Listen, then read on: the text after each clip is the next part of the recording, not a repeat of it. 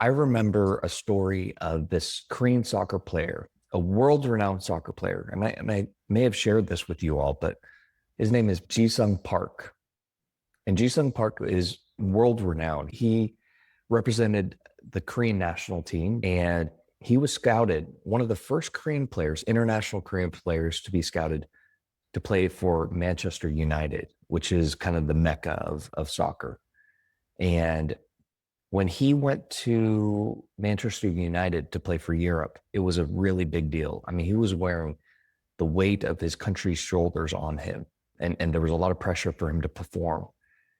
And when he got there, he struggled. I don't know how long he struggled for, but he hit a slump where he couldn't get out of that performance slump. It got to the point where he was even thinking about quitting because it was so frustrating for him. And he remembered a time where the Manchester United was playing on their home ground. The entire team went out. And when the team went out, to the field, the whole stadium was just cheering for them. Yeah, yeah, let's go, let's go. And then when Ji-sung Park went out into the field, the whole stadium, his own home stadium, was booing for him. Boo, get off, go back home, And it was to the point where he was publicly humiliated because he was not living up to that expectation. And he was really, really hard on himself. He was really critical of himself, feeling like he let his country down, his home team down, himself down, his parents down, his coaches. And in this interview, he had started to pick his game back up, and he started getting his confidence back. And they were asking him, how did you do it? Like, what allowed you to get back and your performance and your confidence and everything back to normal, or where you were expected to play? And he said, I remember when I was practicing with my teammates, it was a very easy pass that my teammate was just maybe 10, 15 feet in front of me. And I would just kick the ball to him and just pass it to him, a very basic elementary pass. And every time I did that successfully, I would tell myself, good job, nice pass. See, I knew you could do it. Good job.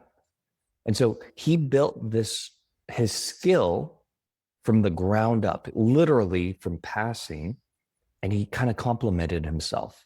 And he was patting himself on the back. And he was telling the reporters that my confidence was zero. It was on empty. So I had to literally start from scratch and build it little by little. And today I was reminded of that because it was so rough for me technically. I remembered the story of Ji-sung Park and the self-compassion he showed himself. I mean, here's this guy who is one of the elite soccer players, football players in the world, and he's doing a very basic pass, and he's complimenting himself for that.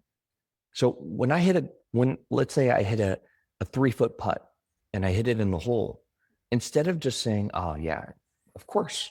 Of course you're going to make that. That's a gimme. Instead of doing that, I started to just say, wow, that was a really nice stroke. That was a very solid putt. Great contact, Matt. And I started to do this and implement it myself.